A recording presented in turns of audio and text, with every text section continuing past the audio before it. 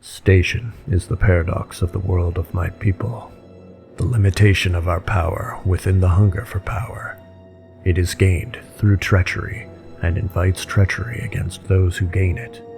Those most powerful in Menzoberranzan spend their days watching over their shoulders, defending against the daggers that would find their backs.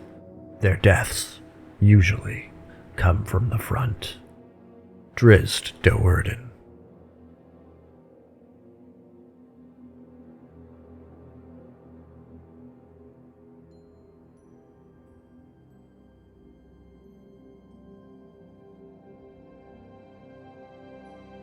Long before the rise and dominance of the dark elf Elistraee Empire and the subsequent fall and descent of their species as the Drow, there were the elven deities of the Seldarine pantheon. Ruled by Corellon Letharian, the Seldarine enjoyed a peaceful existence in their dominion of Arvandor for a time.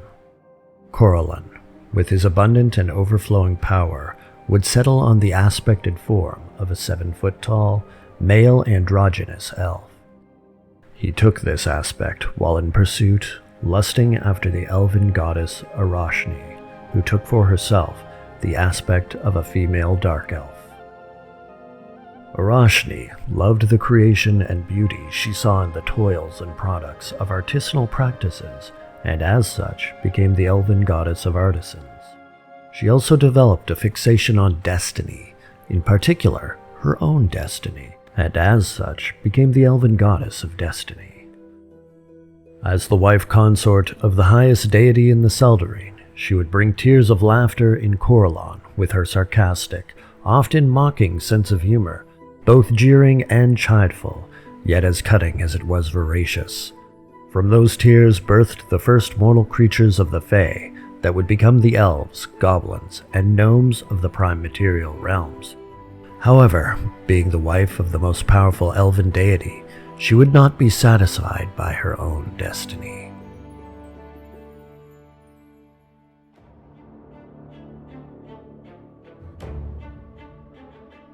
Tens of thousands of years before the contemporary age, the dark elves of Elistraee and Vhaeraun grew in prosperity, wisdom, and power on that land in Toril that we would come to know as Vhaeraun. They would expand and grow, thanks in no small part to the direction and tutelage of Corellon and Araushnee's children, Elistraee and Vhaeraun. In the south of Vhaeraun worship took hold with its prosperous cities as the first elven empire of Toril rose in Elistraee. They were an expansionist people, the dark elves of Elistraee, differing from previous immigration waves of their elven kin to Toril, who lived meek lives in the secluded peace of the forests, under the shadows of the powerful dragons who ruled over Toril. The Elistraee heralded and established the first of the elven kingdoms in a time where dragons oversaw humanoids as mortal chattel. Vhaeraun helped to establish that position as his cult grew into a church that grew even still with the celebration of male dark elf power and territorial conquest through thievery. Much later, in Vhaeraun's north, Elistraee worship produced a nation devoted to her core tenets of freedom, beauty, song, moonlight, and the hunt. Vhaeraun grew as a safe haven for dark and green elves alike within the depths of its forest communities. The often perceived elven reverence and stewardship of the natural world, particularly the forest, found itself in full example in Vhaeraun. That is, until the Crown Wars. Two expansionist empires poised themselves to clash over a millennia-long series of elven wars, later referred to as the Crown Wars. In the south, the dark elf Elistraee Empire annexed its neighbors and threw the conquered elves into slavery and servitude. In the north, the Sun Elves of Arvandor sought their own expansionist goals, setting their sights on Vhaeraun. The Miatari elves resisted diplomatic efforts to be absorbed into the Arvandor Empire. Their refusal was not taken well by the Sun Elves, and as such, Vhaeraun were no match for the military might of Arvandor. The Sun Elves descended on their dark neighbors in a centuries-long conquest. Ultimately, Mieretar would be utterly destroyed in an event referred to as the Dark Disaster. It was said that high elven mages of Mieretar, in seeking to harness the powers of shadow against their enemies, brought down the rains of destruction, transforming their lush kingdom into a decrepit and lifeless wasteland. The Elistraee were furious. Emboldened so by the destruction of their cousins, they descended on Vhaeraun. The first to fall was the Moon Elf Kingdom of Orishar, and later they would extend their reach to the neighboring kingdoms of Thearnatar, Aelur, and Siorpir, obliterating them and taking their surviving peoples as slaves.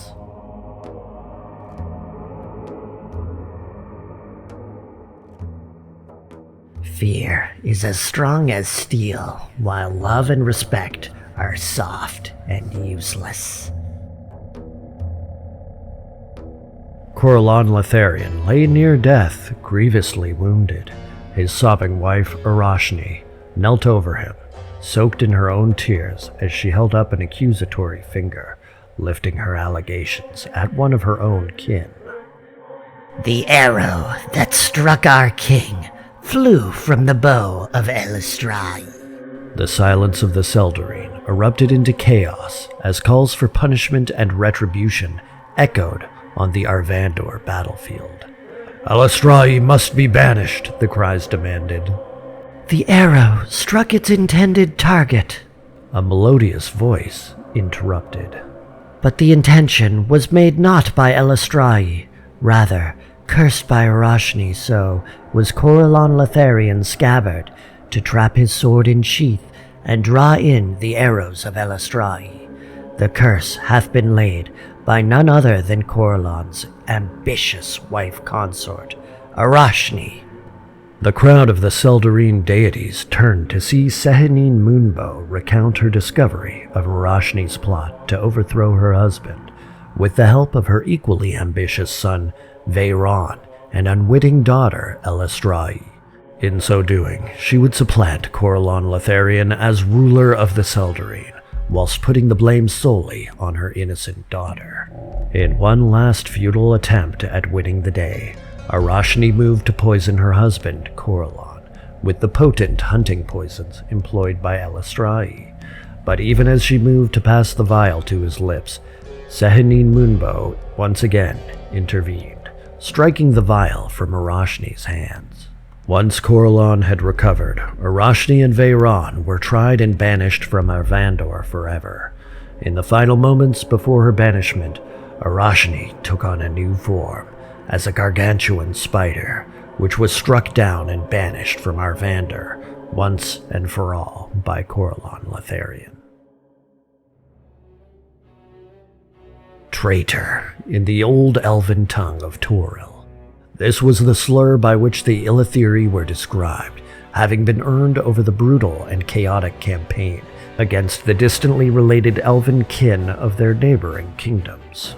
They took the title to heart and turned it into an arrow, which they launched in spurn at the northern empire of the Arvandor Sun Elves, now named Vishantar, after the militant Vaishan royal family, who secured absolute control over the surrounding northern kingdoms. The destruction of Mieretar was a sore spot for the Elistraee, who, although not seeing eye to eye with their ideologies, nevertheless saw them as fledgling cousins, expanding the great culture and supremacy of the dark-elves in their own naive way. In truth, the Vishantar hid the true means by which the Mieretar were destroyed.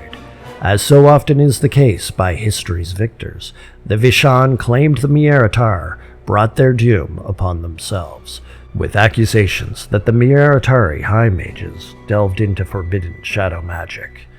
The reality was the Vishantar orchestrated the assassination of said Mieretari mages, and with their protective magics gone, unveiled the power of their own mages with a destructive killing storm that left Mieretar barren in its wake. The annexation of Mieretar was done, and their resistance was squashed with the utter destruction of their forest home. The Elistraee response came as devastating and cruel, but moreover, it hinted at something even more sinister. Evil, demonic, abyssal influence left its signature on the chaotic remnants of the battlefields. Vhaeraun worship had never been known to be so diabolical. Although the evil deity relished in death, his preferred means of sacrifice was not one so complete in chaos and depravity as the newly enraged Elistraee front. The machinations of thievery and assassination that Vhaeraun preferred seemed absent in the indiscriminate killings of various elven kin by their Elistraee brethren. The new brutality and carnage hinted at something more vile and uncharacteristically dark, even for the Dhaerow. In the years leading up to the apex of the Crown Wars, when the Vhaeraun and Elistraee would finally face off, Vhaeraun had seen his dominant form of evil worship begin to wane.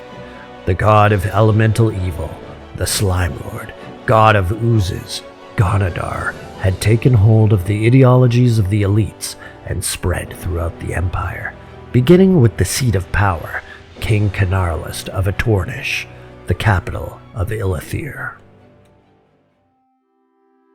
Even before Corellon Lotharian had been struck down by the very arrows of his own daughter, Elistraee, suspicions of betrayal had been confirmed in the war for the Seldarine by the arrival of Ghaunadaur on the battlefield.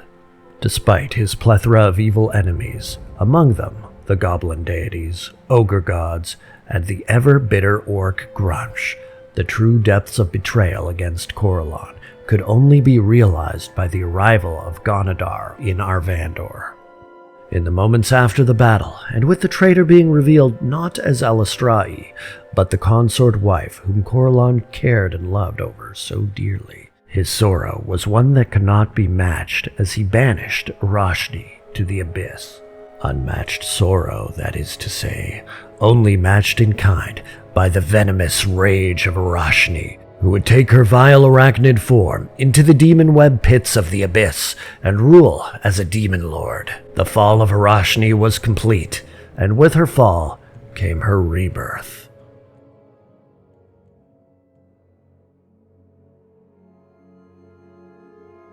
I spin thy web of chaos, mother. I spin it in your name. Let not the threads unravel.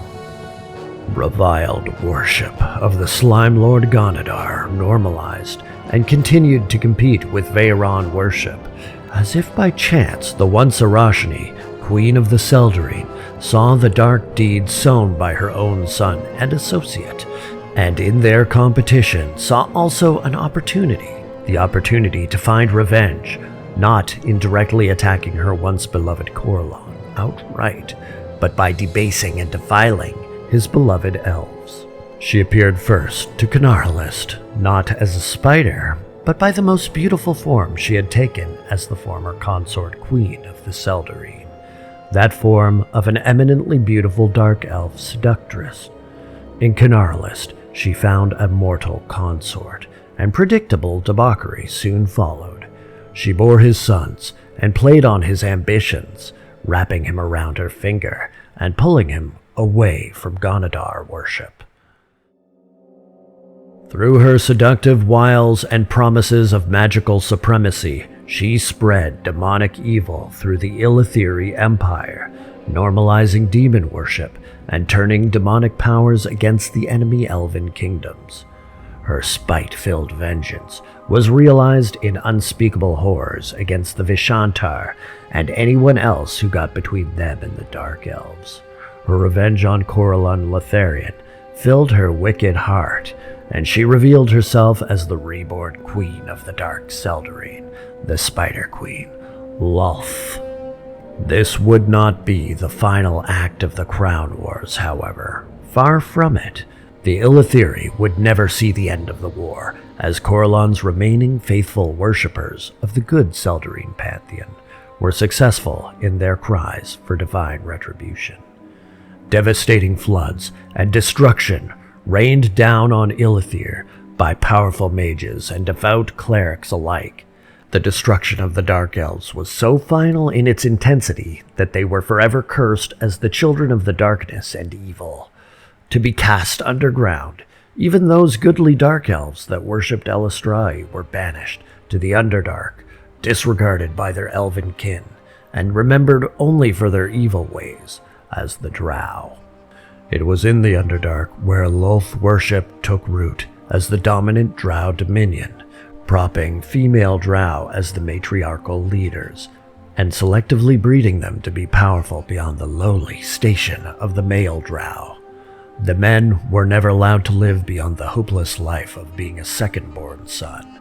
The third sons were murdered as sacrificial lambs for their spider queen. And in this most unlikely and cruel society of castes, where murder and intrigue were legalized only in the completeness of their wicked ways, a good Drow, the likes of Driz Daermon and Ashesbernon, would be born and saved from sacrifice, due only to the death of his elder brother Nalfane on the night of his very birth. In the prime material worlds of Eberron and Krynn, or aboard the Spelljammers of the Astral Sea, the Drow would find varying means of existence among the other races. Though Eberron was unlikely to reach through the most obvious means via the heavens, Lolth was able to reach the depths of Khyber through her home in the Demonweb Pits and began to spread her influence to the Drow of the underworld. As the Spinner of Shadows, she was cast out of Eberron, however, while groups of Drow on the surface continent and jungles of Xendrick found worship over the evil scorpion god, Volkor. Volkor took a form not unlike that of the Drider, male Drow who were fused with spiders so as to become Lolth's subservient monstrosities. Volkor, however, had the body of a scorpion below the waist, resembling the Skoro, a race not totally unlike the Drider, but differing in that they maintained their own agency and will. On Krynn, the name Drow was given only to elves who were kicked out of the established elven society, though dark elves did exist as wayward travelers from the Forgotten Realms, or through portals from other prime material worlds, and not the least of which by marooned Spelljammers. Drow who find themselves on Spelljammers, or all across Drow nations of wild space, refer to themselves as Void Elves. By and large, they continue to maintain their worship of Lolth and desire to destroy the other elven people, and they do it with the goal of propping up their own matriarchal nations as powerful worlds independent of the other Drow nations. Regardless of where they are found, one feature of Drow society seems always to hold true and persist. They are born of a violent and selfish society where the strongest survive and flourish at the expense of the weak. They are a curious people with a murky history, often consigned to the likely evil ways that describe their major societies. But like all sentient species, they may be emboldened by the force of their own wills to leave the darkness of their solitary, lonely existences. If you made it this far into the video, I'd like to thank you wholeheartedly. Please consider watching my D&D lore videos on the Illithid and Slaad. I've been told they're quite good, and I would like to know what you think. The video links are popping up on screen right now. Otherwise, friends, have fun and stay safe, and I'll see ya in the next video. Bye-bye!